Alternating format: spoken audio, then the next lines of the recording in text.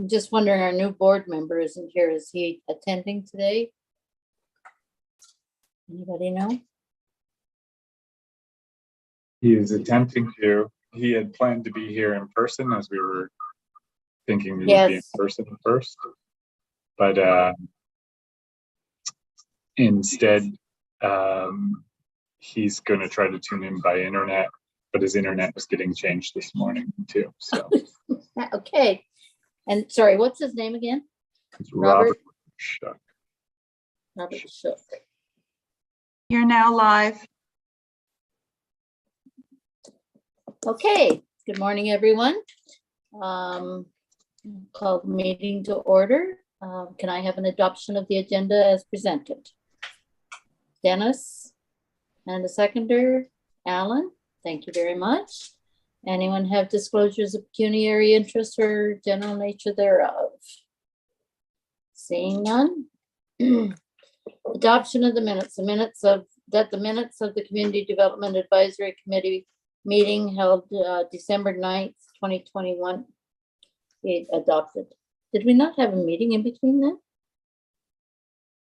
Yes. Do you have the right agenda in front of you? No, I don't have the right agenda in front of me. How come I got February? Yeah, I've got the old. Oh dear. Okay. Okay, so the adoption of the minutes. Yeah, February 10th. Okay, I got the right one on my screen. I had the right one on my screen. 1 second. Sorry. That the adoption of the minutes of February 10th. That's the wrong one. There we go. Sorry.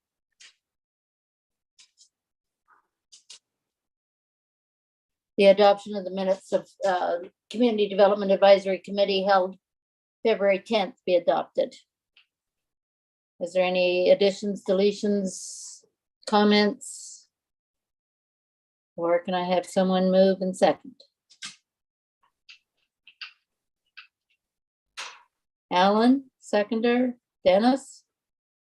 Okay.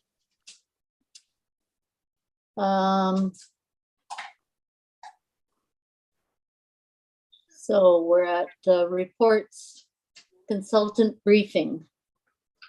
We'll provide the committee with a presentation regarding physician recruitment. Betty, before we get started, Sorry, our new member has introduce joined the committee. Okay, thank you. Would you like to welcome him? Yes, I'd like to welcome Robert Shook to the committee. If Robert would like to introduce himself, we would appreciate it, and then we will all give a brief introduction. Robert?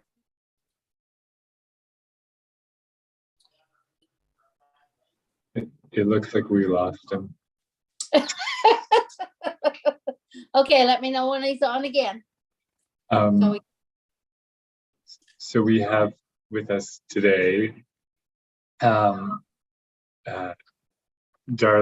sorry, not Darlene, Deborah and Jeanette from the Rural Kingston Frontenac family health teams. So I'm listening to it twice because I'm in the same room as Deborah. And so there's a bit of an echo, so I'm speaking extra slow because I'm hearing my voice twice. I apologize. So they're here from the family health teams to talk about physician recruitment and the challenges facing physicians in our region. So I'll pass it off to Jeanette and Deborah to introduce themselves and give us a presentation. Hi, so is it okay for me to do the share screen for get the PowerPoint up?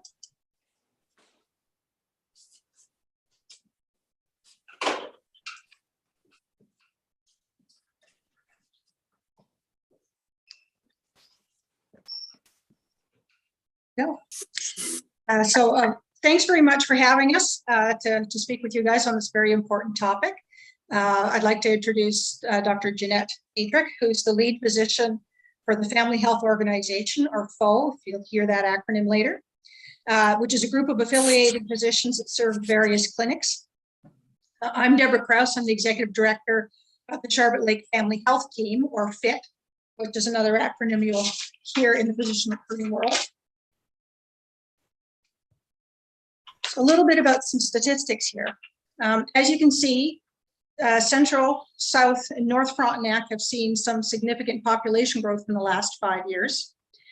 Combined with this, if you look on the far right, is an age demographic that has a higher proportion of residents over age 65. And this tends to draw more heavily on existing medical services due to age-related complexity of care. So while this slide speaks to year-round census location of residents, the geographic area, as you're aware, sees a significant influx of people during the summer months that can double or triple the population. And this seasonal influx, although it helps the community economically, puts added strain on already stretched physician resources. As you can see from this growth, we've had an increase of about 2,500 new residents in the last 5 years, but no corresponding increase with the availability of physician resources. These are some of the clinics in our area. There is an existing need for new physicians now in the county, and this need will continue to grow in the coming years as some of the current physicians retire and also as the population growth puts added strain. In 2020, the National Post did a study of Canada, and we are the second last among the world's 11 wealthiest nations in our number of physicians per capita.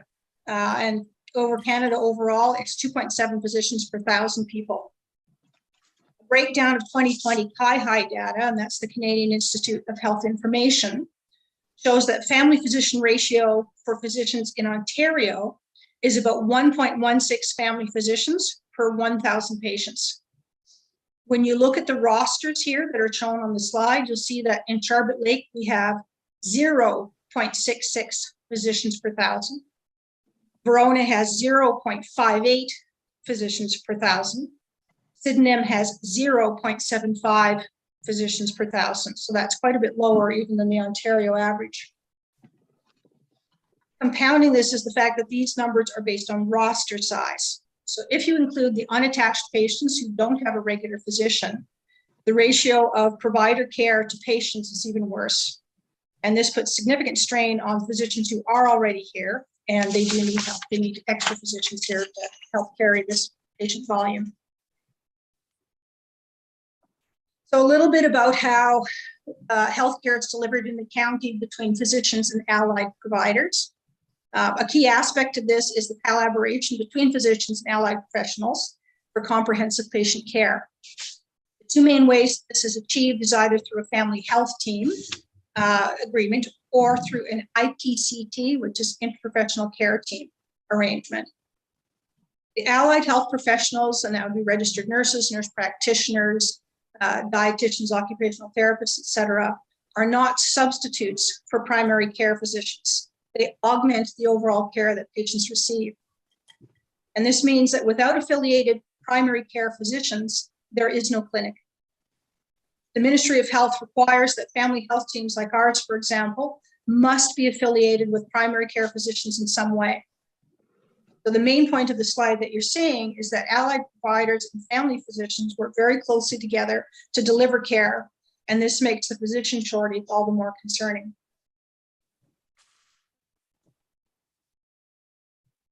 So here's some key stats from the Frontenac, Lennox, and Addington, FLA, Ontario Health Team, OHT. We do love our acronyms in healthcare. The clinics north of the 401, north of Kingston, already treat a fair number of patients that live in Kingston, but can't find a doctor in the city. Few, if any, of the clinics in Kingston are taking new patients. If 21 more Kingston physicians retire, we will end up with thousands more the orphaned or unattached patients in the clinics this side of the 401. The city of Kingston is tackling this by having a funded recruiting incentive, but it only applies to physicians setting up practice in the city itself. It does not help for any recruiting north of the 401. So what do we need? I'm going to hand it over to Dr. Dietrich for this. Thanks, Deb, for that good introduction to the situation that we're in. What you're seeing here on this slide, this is a summary of the participants in a survey of postgraduate year 2 residents. So these would be residents coming out of their family medicine residency and ready to move on with their career.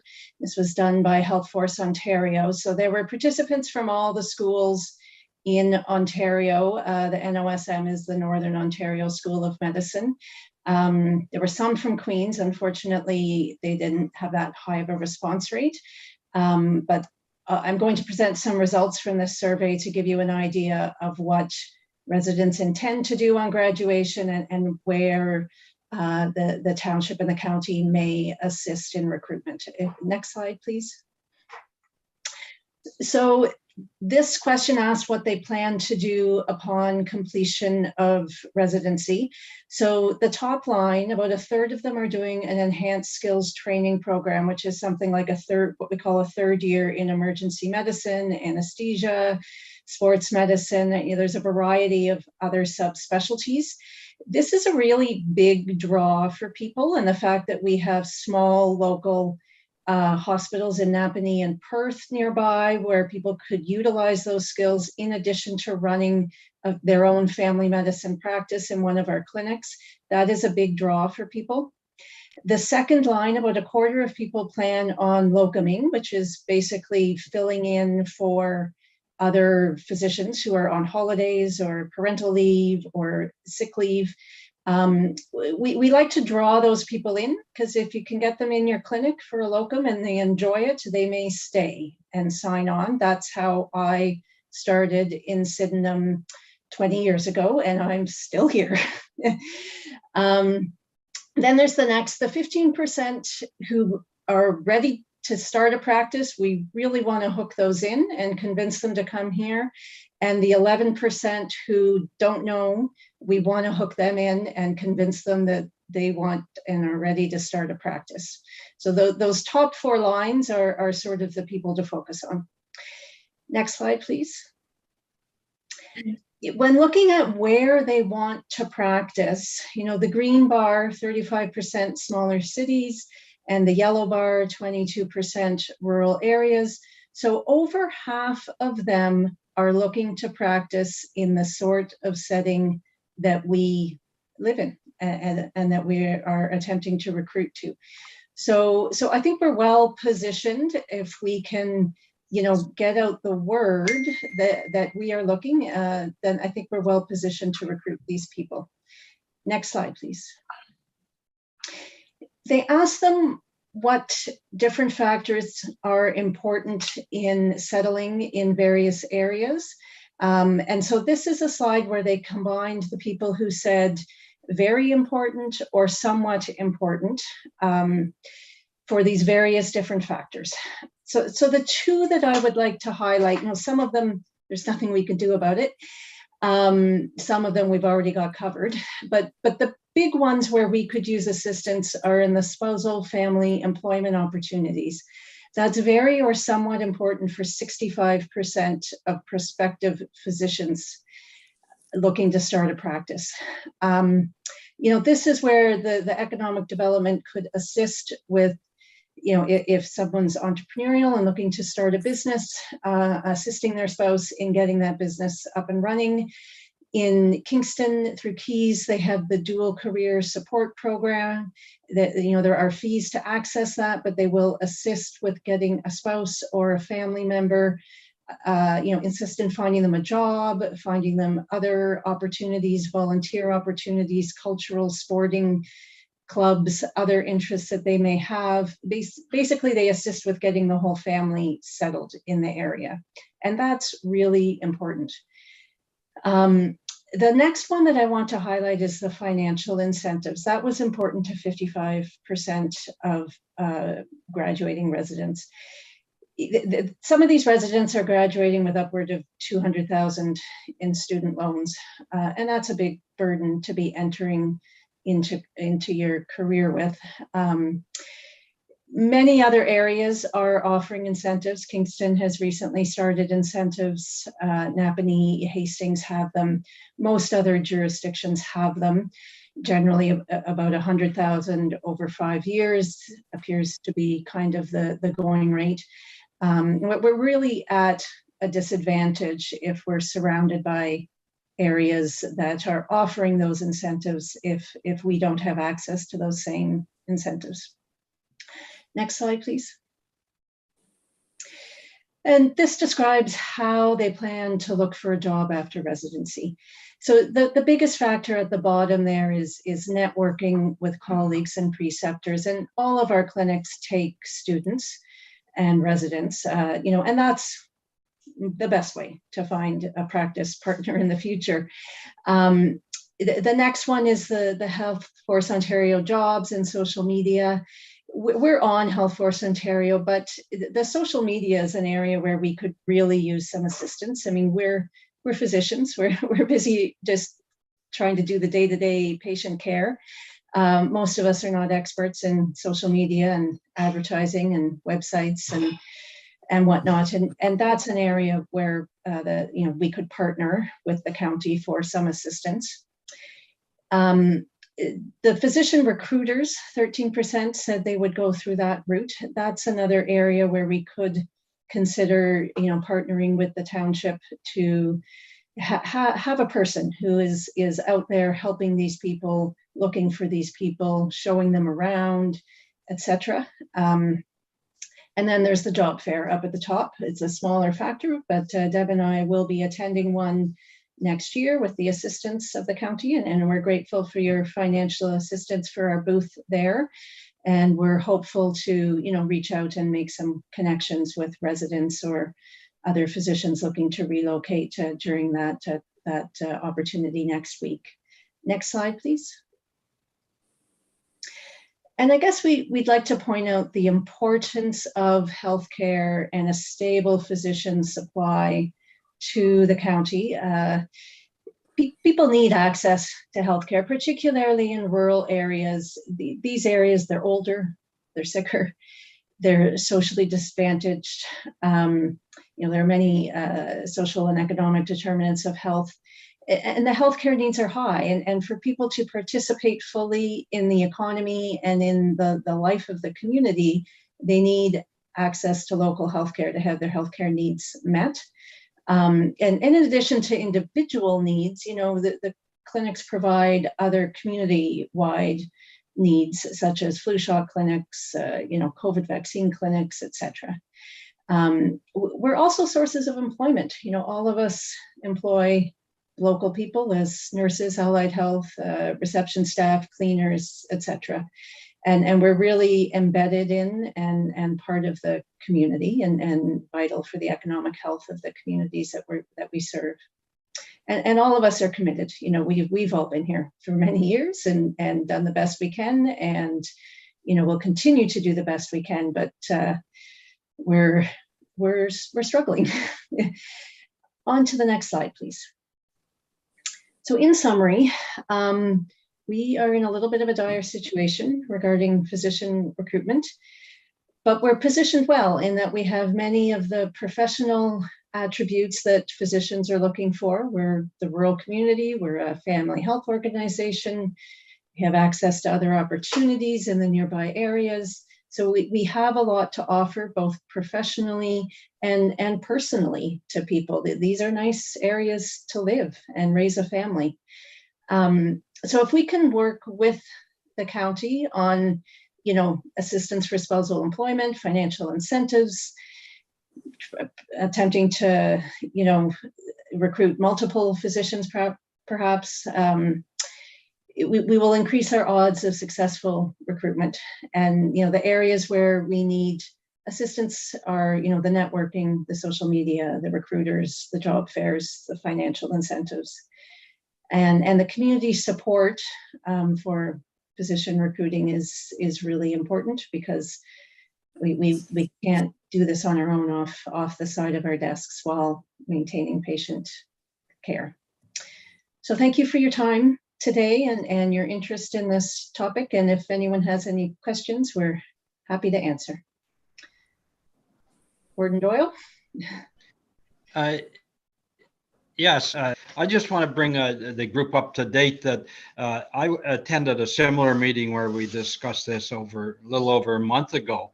And we were having an Eastern Wardens Caucus within a few days of that, with the intention of setting the priorities for the 13 counties across Eastern Ontario. And we were each warden was asked to submit 4 of their top priorities, of which our intention was to select 3. And most of the things submitted were in common, and a lot of them had like 8 to 10 wardens putting forth the same thing.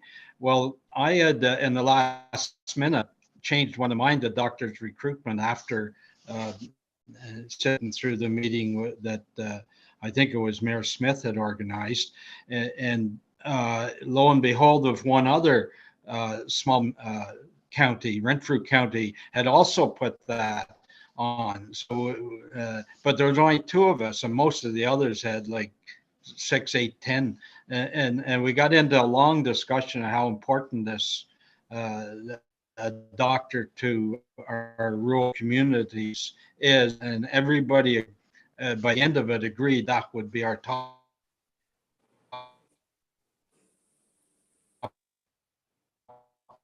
priority for 2022, and really we got to figure out a way. 100,000, somebody 100,000, or it just becomes a bidding war and it's not solving the base problem.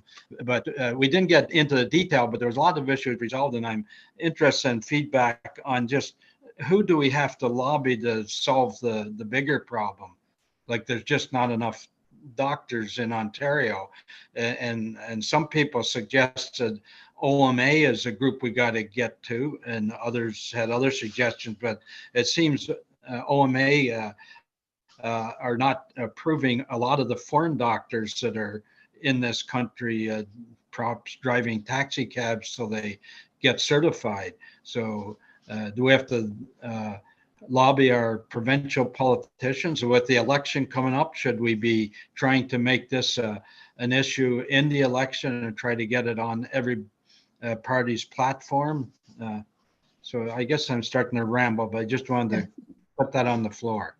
Yeah, thank you for bringing that to the forefront at that Wardens meeting, because it is an important issue for all of us. And yes, I agree that all of us just getting into a bidding war isn't necessarily beneficial. It's unfortunately the situation in which we exist. I think it's the provincial government that needs to be lobbied in terms of opening up more residency spots. We recently just negotiated a new physician service agreement between the OMA. So the OMA is the Ontario Medical Association. It can loosely be described as the union for physicians. And so we recently negotiated a physician service agreement, and that lasts for 3 years, although it's backdated 1 year, so it ends 2 years from now. Obviously, lobbying the provincial government to make practices, financially suitable and pleasant for family physicians will increase the family physician supply.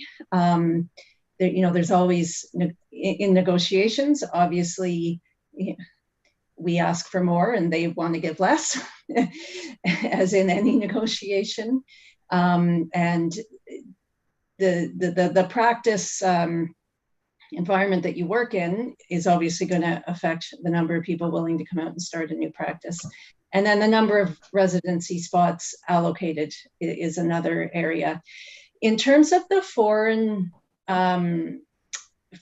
physicians, they do have to go through kind of like a residency, like an international medical grad has to do sort of like another residency. And the licensing of physicians is not through the OMA, it's through the College of Physicians and Surgeons of Ontario. they're the ones that set the licensing standards. So it's different bodies. Just on a note for advocacy, there is, speaking of associations, the Association of Family Health Teams of Ontario, AFTO. And they do have some fairly extensive resources in terms of enabling lobbying the province and potential candidates who are running for office. Their advocacy, though, tends to be focused on the broader healthcare human resource issue, because allied health professionals as well, there's shortages. But they do have a lot of resources already in place in terms of trying to do that provincially based lobbying. So whether it's the college and opening training spots at our universities for physicians or for other allied health professionals, they have some tools already in place for that. Alan? Thank you, Madam Chair. So a couple of observations I think that may be relevant. Certainly, I think one of the points in terms of recruitment is that we don't particularly want to incentivize a family physician that's going to move from Napanee to come to our area, because it doesn't, in some respects, solve the local, the regional problem with physicians. But the other thing, I guess, is that if we were able to perhaps collectively incentivize a new family physician in any one of the 3 clinics, would probably be of support for the whole county. So that would be, I think, an option certainly to consider, if that made sense. Thank you. Okay, Dennis, you had another comment? Yes, I was just going to ask Deborah if she could share that information she referred to on advocacy for physicians. And I'm not an expert on this, and I want to get more up to speed, because I do plan to meet with our local MPPs running in the upcoming election, primarily on the health board responsibilities I got, but I can also add the issue of the dire need to get more family physicians out there, especially in rural Ontario. I can see about sending what I can get. Some of the stuff you have to be a member of AFTO, but I'll see what tools I can download, and I'll just send those to Richard since I've got his email. Perfect. Thank you very much. I'll just comment that the OMA has also been advertising this 5-point plan that they have for, sort of recovery from the pandemic and the healthcare system and where it needs to go. Covering a broad number of areas, including wait times, digital health, mental health, etc. If you're interested, I can forward that your way as well. That would be helpful. Any other comments or questions? You see, Ella has a hand up. Ella? Hi, yes. And I'm just going by my business experience. And I think in a situation like this, the county or the 4 townships within the county, I think they need to come together and perhaps have an ambassador from each township that can host and show potential doctors that are interested in the different areas, show them around, show them the highlights. But I do think it needs to start with that campaign. So create a campaign of what it is you're looking for and what are the benefits to them. Because just like a customer to my business, the first thing they're thinking is what's in it for me. So you really want to highlight the benefits of coming to this area and making it like they're moving here. They're going to be their new life. So it really needs the time and focus of what the benefits are for those doctors. And then when you do, if you have a committee or an ambassador from each township that can deal with the incoming inquiries, and it's not just oh, hey, yeah, this is what we offer. It's bring them to the area, give them a taste of the area, really highlight what we have to offer. I think it's going to create much more interest. Thank you, Ella. Anyone else have any questions or comments? Seeing none, I would just like to comment that North Frontenac, we don't have any doctors. So we use Charlotte Lake, or we use Land O'Lakes, the clinic in Northbrook. So that's my 2 cents worth, is that we don't even have a doctor in the area. So we have to travel an hour either way to get to doctors. So anyways, that's just my 2 cents worth. Anybody else have any comments? Eddie, just one last one. This is very important to our rural municipalities' economic development, because really our biggest source of tax revenue is by attracting new residents. And without family physicians, we'll have increasing difficulty to attract people in their senior years, which is really our prime market. It's just like areas that have lost their last school.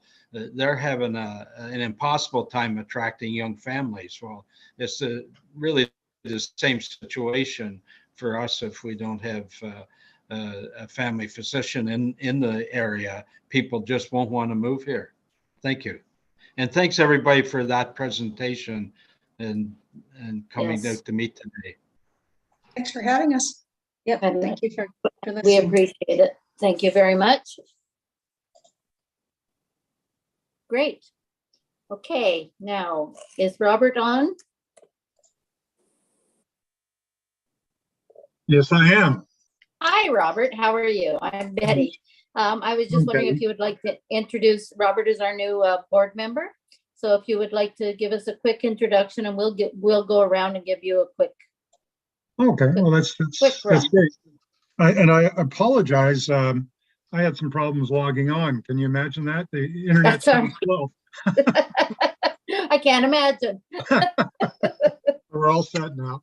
So my name's Rob Schock, and I've had a long association with kind of Central Frontenac, mostly through my daughter going to camp here, and we just bought a cottage last year in the area, and intend to spend quite a bit of time in Central Frontenac when I retire next year.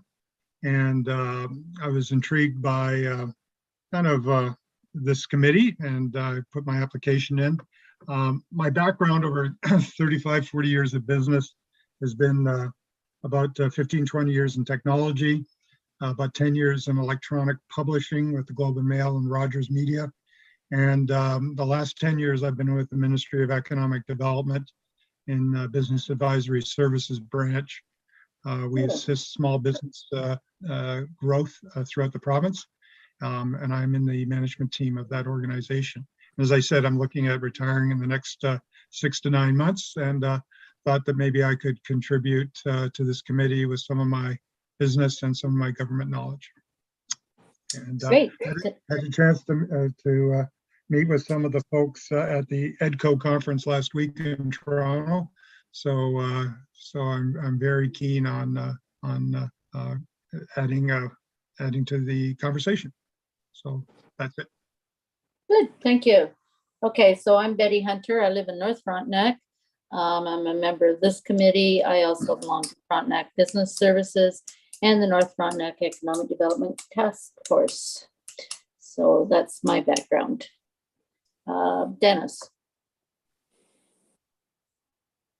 Yeah, I'm the warden, and we want to welcome you on behalf of the county. I want to welcome you, Robert, and thanks very much for putting your application forward. It's people like you and the rest of this committee that's going to help us compete with other areas in the province that are also trying to improve their economic development. Great, nice meeting you. Greg. Volume. You're on mute.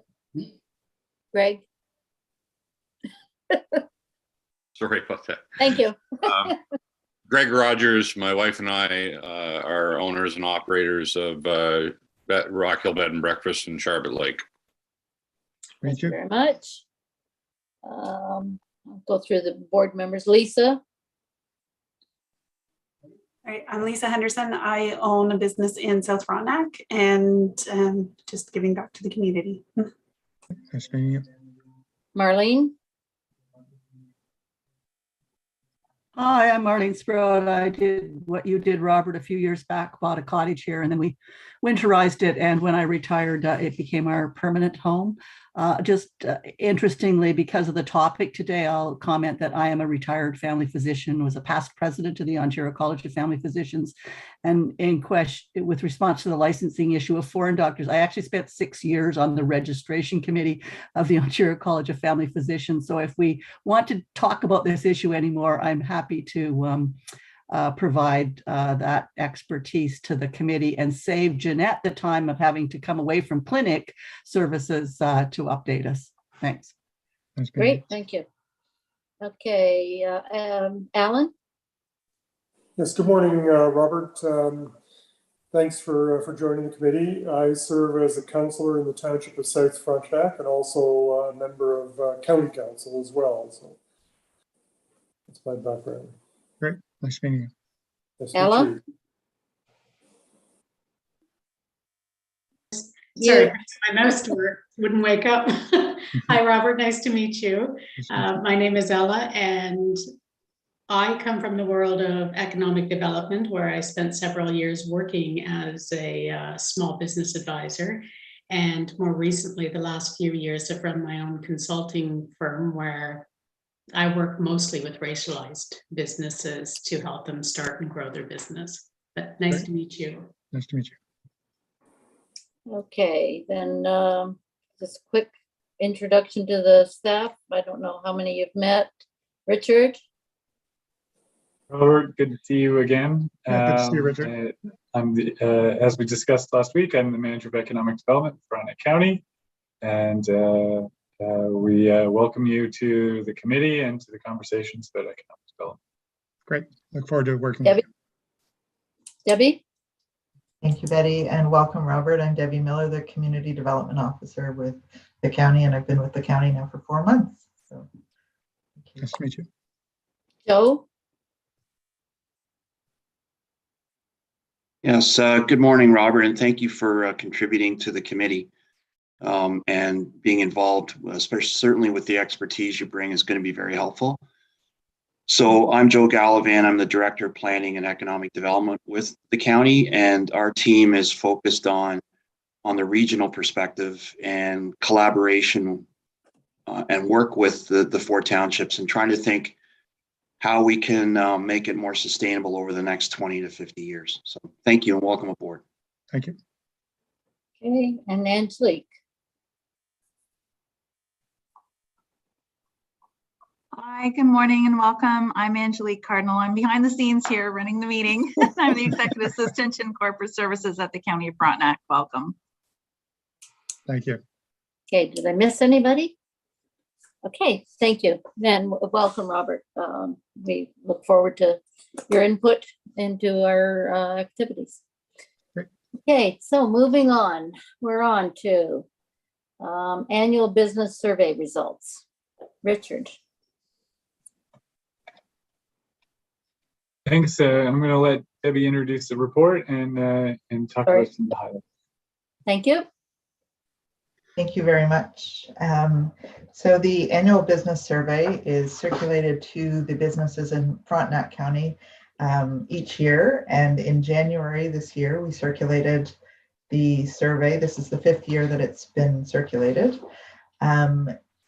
We had it open for about a month. It was open digitally. We also circulated it via mail to people that we didn't have email addresses for as well. And we received 6 paper copies back from that response. We also sent a postage paid return envelope with them. So we received 6 back.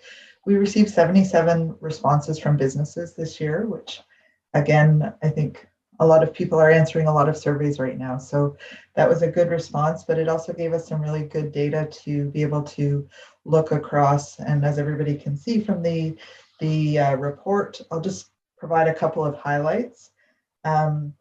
Similar results to the previous year. So we're not seeing a huge change in things. Businesses felt fairly good with how things were. Some were increasing their staffing numbers as well, which was something we noted.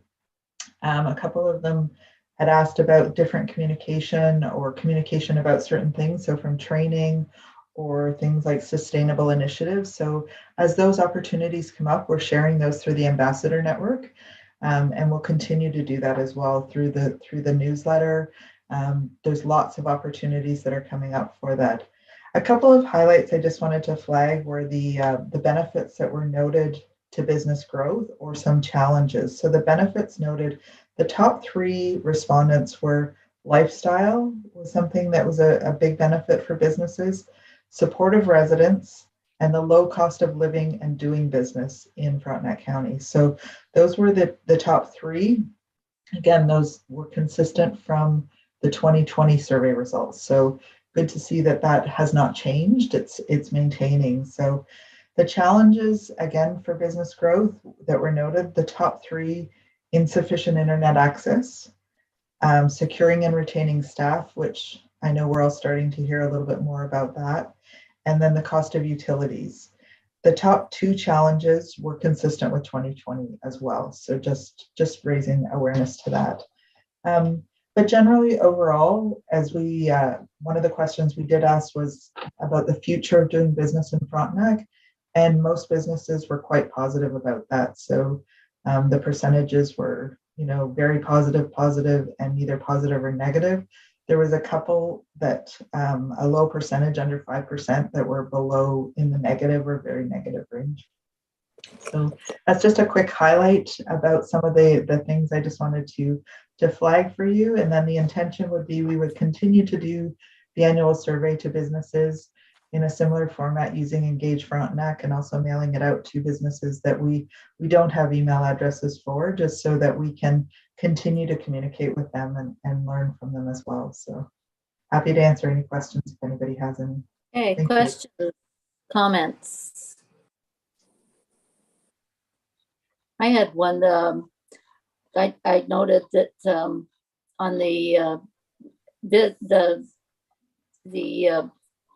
disadvantages and advantages that reliable access, internet access came out, and then insufficient internet access came out. About twice as many insufficient as happy with. So internet's still our challenge, I think. Yes, agreed. Any other comments, suggestions, comments, questions? Good report. Thank you, Debbie. Thank you. Okay, so seeing nothing else there, we'll go on to be it resolved that the Community Development Advisory Committee endorses the direction and actions related to open farms outlined in the report 2022-039. Debbie? Oh, no, this is from Richard. Sorry, Richard. Do you want to get a mover and a seconder, and then I'll introduce the report? Okay, a mover, Dennis, seconder. Marlene, thank you very much. Okay, now. All right, thanks, Betty, and thank you to the committee for your input or thoughts. We Open Farms, as many of you know, has become an iconic but time-consuming event for us to put together in Frontenac. The agricultural sector is very appreciative of it and sees the benefits of what the event does for raising the profile of local food and agriculture in the region, and they're very supportive of continuing the event in any form going forward. And that was made clear when we met with them in February earlier this year to discuss what the event might look like and how we might manage some of the pressures as as the event is, evolved in several different ways. For those of you who aren't familiar with the event, we, as part of our a goal to promote local food in primarily South Frontenac, but across the county, back in 2018, we determined to take an idea from one of our local businesses and farms to host what was called an open farms event. And it used to be hosted by the National Farmers Union local, and they invited residents and customers out to their farms to have an experience. We were quite successful with about 7 farms in the first year, and about 17 or 18. No, sorry, not 17. About 15 in the second year, and we were able to align the second year in 2019 with the Frontenac plowing match, which was also a great destination. In the first year, we saw a number of people, hundreds of people out to a few of the farms, and many products were sold in addition to people visiting and getting to see the animals and connect with the farmers. In year 2, we saw most farms got up to or over 1,000, if not close to 2,000 visitors to some of their farms, and it became slightly overwhelming in terms of the amount, the sheer volume of visitors coming out and being on site all at once. And again, many products were sold, and the profile of these businesses was grown as such. And in that year, we were able to collaborate with the plowing match, which was in decline. And they managed to attract a significant increase of plowers. So they had about a dozen in 2018, and in 2019 they had 35. And they were able to bring many more people to the site to see what they do, which has been a difficult piece for them to attract the local community lately. So in 2020, we obviously didn't have an in-person event, so we did something online with a lot of digital question and answer over Zoom, where we connected with teachers and their classrooms, as well as with the community at large. We discussed things like abattoirs, food processing, where food comes from. And we also, for participating farms, we were able to create farm videos highlighting the uniqueness of many of our small-scale farms across the region. In 2021,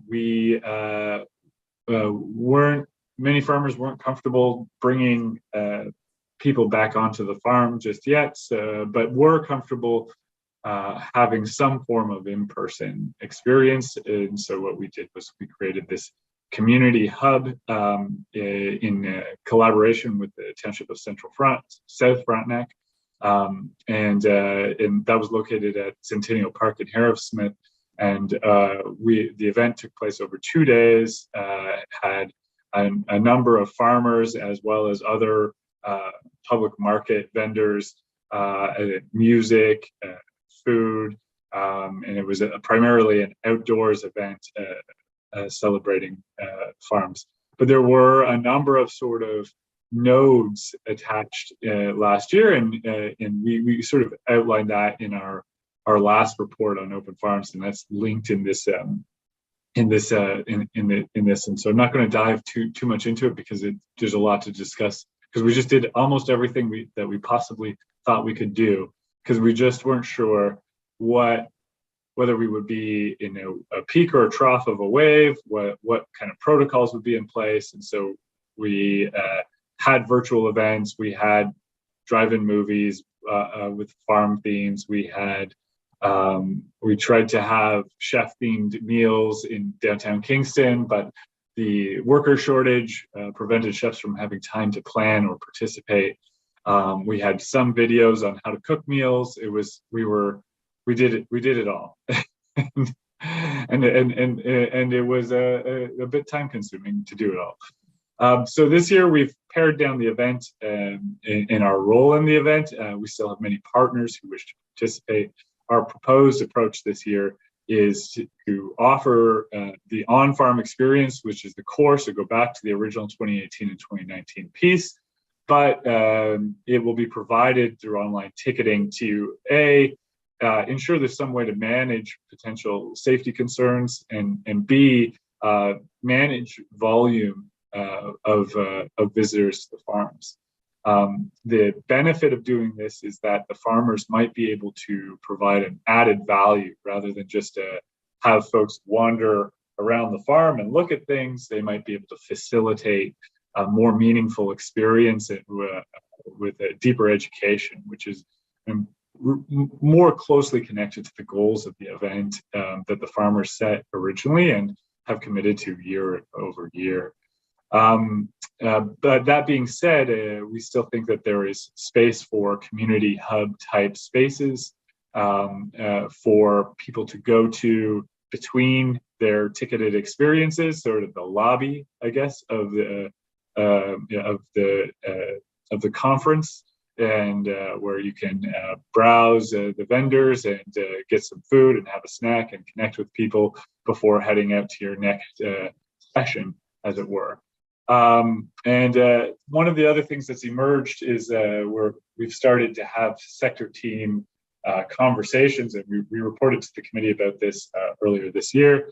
And their sector teams are going to be, or I think that was late last year actually, and we've teamed up with the city of Kingston on agricultural sector teams because they've introduced a rural economic development officer, and so we've done a collaborative approach to agricultural sector teams and asked them what they'd like to see, what their challenges are from a business perspective, and we're working with them, and they'd like to see an additional event, a culinary event, a farm-to-table event of some sort. And so the city of Kingston is looking at hosting something in tandem with Open Farms called maybe the Open Farms Feast, where we take all the themes and participants of Open Farms and other farms in the region, not just in Frontenac, but in Kingston as well, and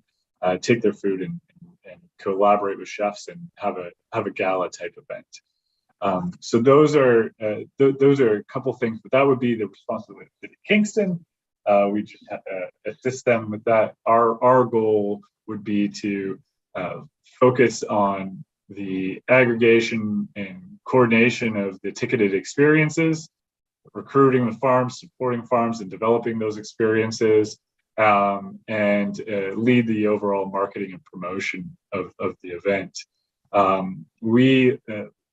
don't discuss it in this report, but we likely will pursue Q&A opportunities following the event, but we will not do so at the same time as the event, just as it is an additional drain on our resources in terms of staff capacity. And September is just a busy month for everyone. So if we have space, and there's some desire from our farming community and our educational partners, we'll look at setting up some of these Zoom Q&As again. But at this point, it's sort of secondary to the main event that we're planning. So hopefully that's a reasonable overview for you. And if you have any questions, I'd be happy to take them at this stage. So questions? Yes, Betty, I have my hand up, but. Oh, yes, I see Dennis. it. Sorry. Yep, go ahead, Dennis. Yeah, it's a very good program, and I've attended a number of the farm meetings and places. And the one thing over the years, though, it has been somewhat centric to South Frontenac and the city of Kingston. And I wonder if we could work at expanding it to the other townships. I know we've had some in the islands, but I'm not sure how much we've done in North Frontenac and Central Frontenac. So I think it's a worthwhile program to try to spread right across the county. Thank you. Richard? Certainly, we will continue to try to recruit farms. We've had interesting conversations with farms in the other townships. One of the challenges with the islands that was sort of overcome when we were more virtual was that we didn't have to worry about ferry capacity and bringing tons of cars across. And so that's where in my report we discuss a bus experience, and there's some desire from stakeholders on the island to maybe host another type of bus experience that we did similar to the one that we did in 2019 after Open Farms, where we had the Wolf Island Farm to Table tour. And so we don't have the capacity to coordinate that event this year, but if there are partners on the island, we will work with them to add that to the ticketed experiences that people could participate in. And we could work with the bus lines on the island to do that. Potentially there'll be 2 ferries, so we could just maybe book one privately and get people over there, just the Open Farms ferry. But I don't think anybody's ready for those conversations yet. But we got to get the new ferry running and everybody happy there. The other piece that we is that last year we did have one farm experience that was in person, and it was in Central Frontenac. It was located up in Arden. It was a permaculture place led by a local Métis woman, and so we hope to involve her and some of the farms located around her in the event again. I think the key is having enough experiences located in proximity in sort of hubs. So like if you're going to an area, one farm that is 20 or 30 minutes or more from all of the other pieces is difficult to attract people to. But if we can get 2 or 3 farms within 20 minutes drive of each other, then I think we can likely kind of create a hub and to attract. The other piece is when we get up into North and Central Frontenac, we have to look at marketing the event, not to Kingston, but to Perth and Carleton Place, as well as in other directions, and not just think of Kingston as the only place where eaters come from for Frontenac County. I just want to note that Marlene also suggested that potentially a cycle tour could be used as an approach. Last year, we actually, our event aligned with a cycling event that was organized by the Ontario by Bike tourism organization, and they were bringing a bike ride from Napanee to Kingston, and they stopped at Centennial Park on the way, participated in the event, and then continued down the rail trails to Kingston. So we have seen some alignment from a cycle tourism perspective with Open Farms in the past, and we could certainly, if we find a partner to lead it, support that going forward in the future. Any other comments anyone has? I would just like to say North Frontenac Back 40 Cheese would be a great place for people to go to, and now they have more food available and things like that, and also Silent Valley Alpaca. I mean, there are places up here, but yes, they are 20 to 30 minutes apart because everything up here is. Silent Valley did participate last year in the community hub as well. So in some ways, one of the ways that we've been able to bring those farms from Central Frontenac and North Frontenac into the event was by having the community hub. So the Rise Farm in Central Frontenac participated in the community hub, and really they didn't sell a lot of product, but they were really happy to be on display as part of a collective experience. So by having some kind of hub space, it provides a different way for farmers who are maybe not comfortable opening up their farms to still participate and be part of the overall event of educating their customers. So you're doing that community hub again this year? Yes. So we have we have to follow up with South Frontenac and how they'd like to coordinate that as our partner. But we intend to do so. Also, the Homegrown in Frontenac Festival that usually happens the weekend after is interested in sort of playing a community hub role. They're located in the same area, and so they have music and food and local vendors as part of their festival.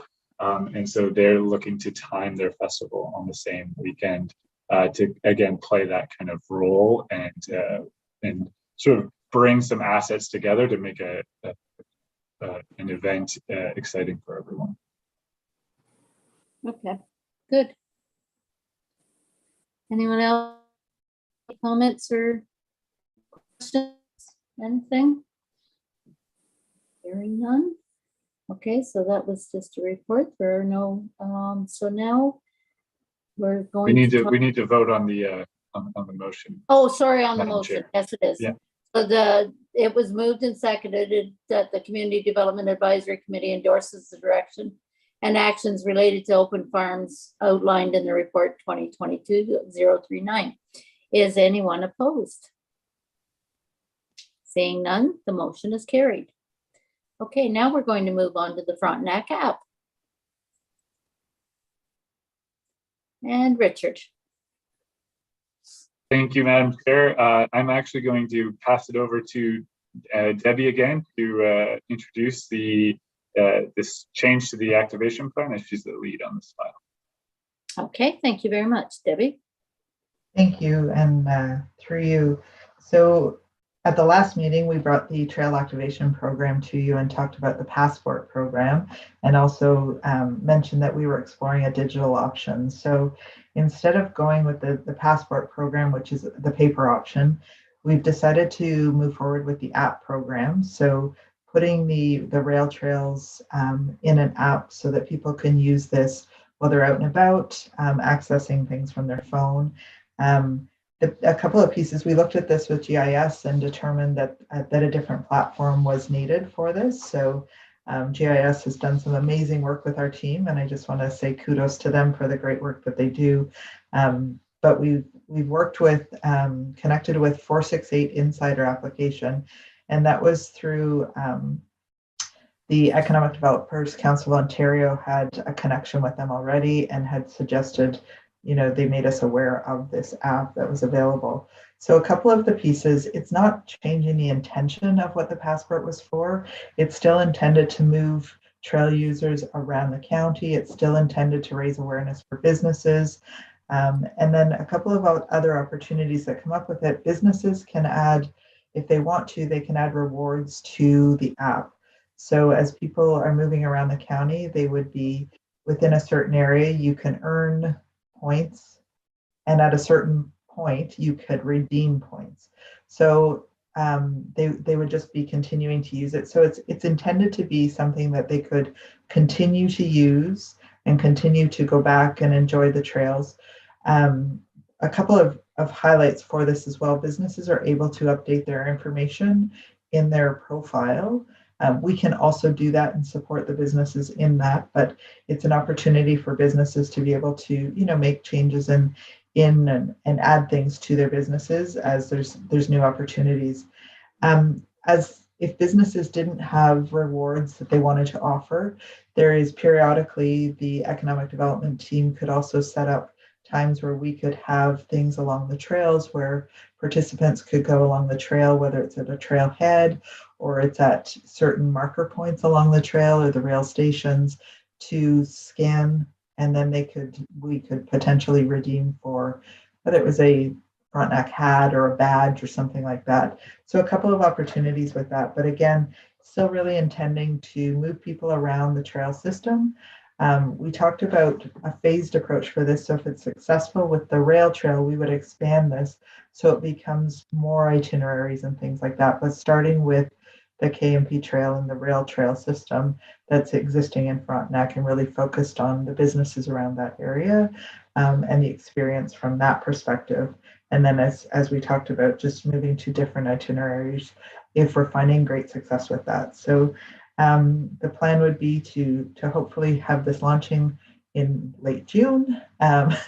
Lots of pieces going on. We're doing lots of work with the trail activation program right now as well, with the signage and other pieces.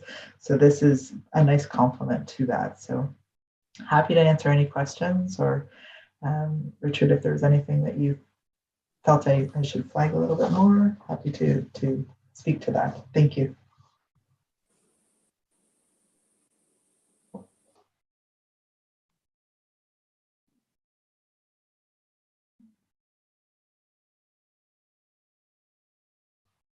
Betty, you're on mute, so we didn't hear you. Thank you. Sorry about that.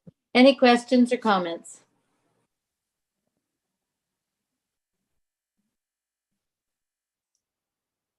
No. Okay. I think that's good. That's good moving forward with that project to get more people using our trails and getting the businesses, people come off the trails and support our local businesses.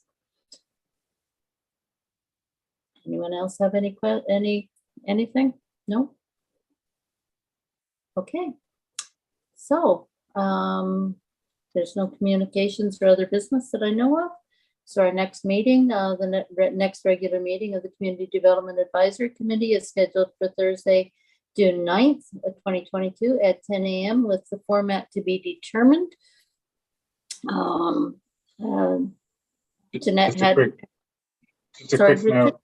Yeah, it's highly likely that it will stay virtual for that meeting, and both in terms of public health, but also I believe they'll be tearing apart the inside of the county offices at that point, and so likely our access to spaces within the county offices will not be available. So I think the committee can sort of expect that it's virtual, and it sounds like everyone is okay with that.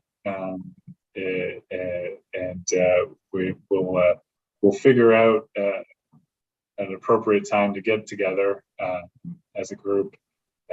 Maybe we'll create some sort of meaningful summer outdoor experience for this committee to have that we can connect on.